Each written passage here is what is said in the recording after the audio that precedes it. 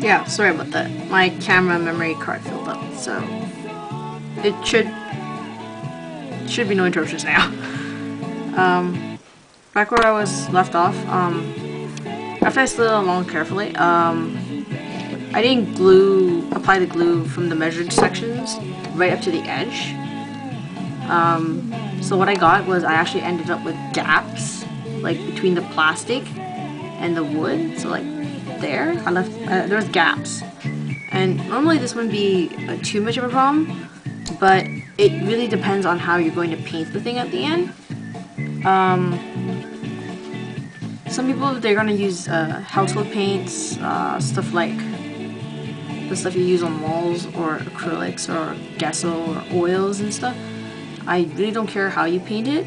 You can use Sharpie for all I care, but the problem with it is that because you have gaps here, if you don't paint it thoroughly, you could end up having wood visible between the gaps, or glue visible. So I literally took the glue gun and with the glue and everything, I just went like this and I filled in the gaps all the way around. And this is just so that when I paint it, I don't end up with little holes of white on the side. This is just little details. So if you're taking a photo where you're doing it like this, you could see into it. But if you're doing it like this, it's not really visible. It's just a little detail. So now that you filled up all the gaps for your tonfas, you probably noticed that between filling up the gaps in the tonfas, because nobody can do it really nicely, and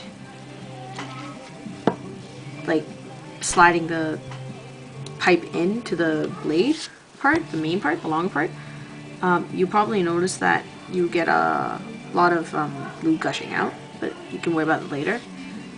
Once you actually have this piece in to this piece, the longer piece, if you look into the gap here, there's photos for you later, they're in the comments. You see there's a hole, and you can see the glue and everything, and the wood inside the little hole.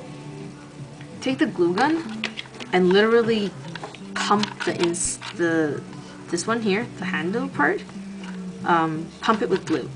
Fill up any of the cracks along these kind of areas here. Basically make a nice seal around the wood to the pipe from the inside. And then next you want to glue kind of carefully around the edge here and fill it up with glue, and then insert the handle from the top, hold it into place, let that dry, and then you can fill in the cracks if there is some.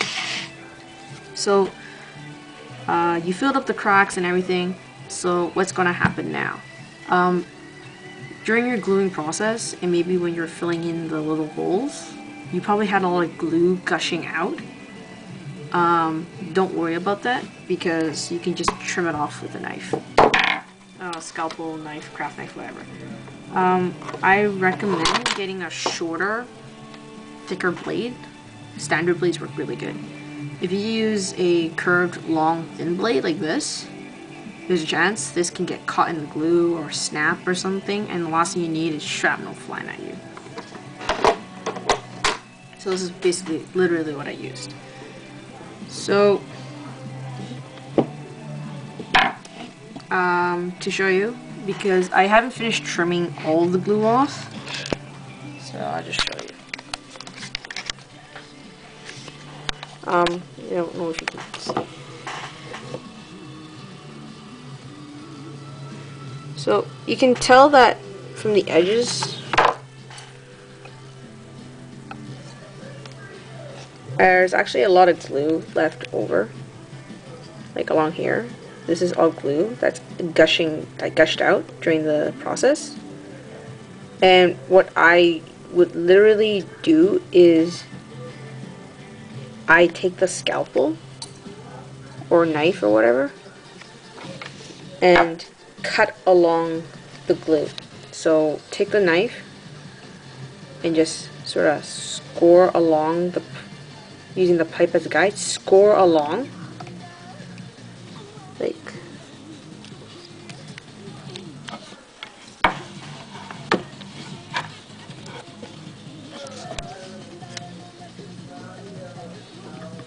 that. This is excess glue. What I would literally do is I would take the blade of this and I'll score along repeatedly. Try not to cut too deeply into the wood. You're just cutting into the glue that's extra. And you're doing this so you can separate the excess glue from the glue on the inside of this. And once you score along it enough times, and you can pick it off. Like this here is already been scored a couple times. You can pick it off. Like this is extra glue right here. This is extra glue. You pick it off, you could just tear it off. Don't be surprised if you get little slivers stuck to it. This is just because you cut the wood along there too. And then you just peel it off. And that's it. You do that until you get a nice clean round edge.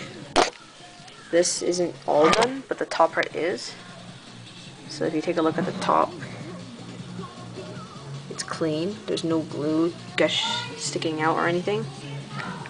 You basically do that for the entire thing. There'll probably be a part 2 where I'm painting the thing.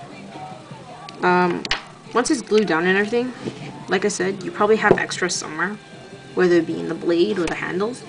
Cut that off, sand it down. Won't be too much trouble. Shouldn't be too much trouble.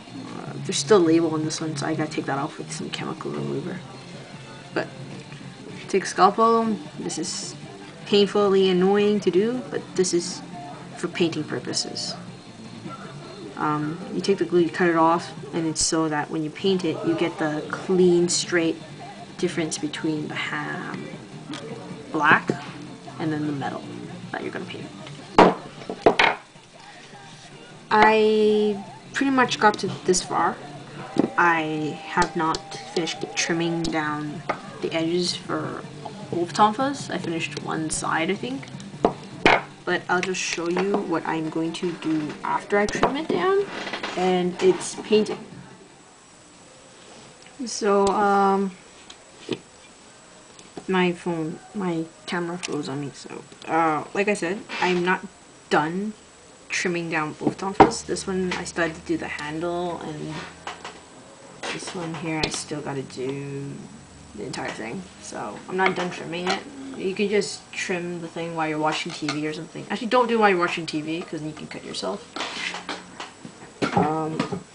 But yeah, that's it. Probably going to be like I said, there's going to be a part 2 where I'm painting. Once again, I don't care how you paint it. The important thing is you kept your surface of the wood and the pipe clean. The way I'm painting it is by spray paint and silver. You can use acrylics and stuff. Whatever goes on the wood and stays on the wood, you can use. The reason why I'm using spray paint is because I'm planning to use these 2 colors again for future projects. So I just bought the bigger can that I can use repeatedly several times. One can is about $6, maybe $8. It's not expensive if you're going spray paint, but it's a huge can, so unless you're using this for everything or several times, I don't recommend it. It's just a waste of money if you do that. But I'm using it again and again for lots of things. On sale, I got the black on sale. It was like $6, $2 off or something. Spray paints.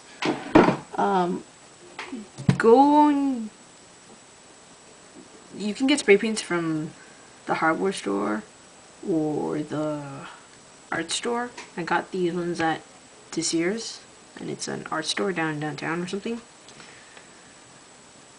But that's pretty much it.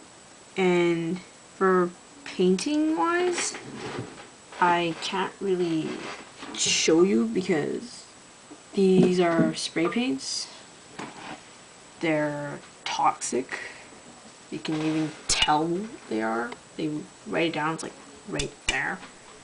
So, don't use this crap in your room. Seriously, don't. The last thing you want to do is be inhaling all these fumes and crap. Like, this contains dimethyl ether, propane, ethanol, and all this aerosol and harsh chemical crap in there. I don't care how much of a hermit you are. Don't be stupid and start using this shit in your room. Get out, find a well-ventilated space, go outside and do it. I'm probably going to paint it at school because I tend to paint all my projects there, and I use their fume hood. Fume hood is pretty awesome. Just go up to your art teacher or something, and usually the art rooms or the chemistry rooms, any of the labs usually have a fume hood. Ask them if you can borrow their fume hood for a couple of minutes. They usually don't mind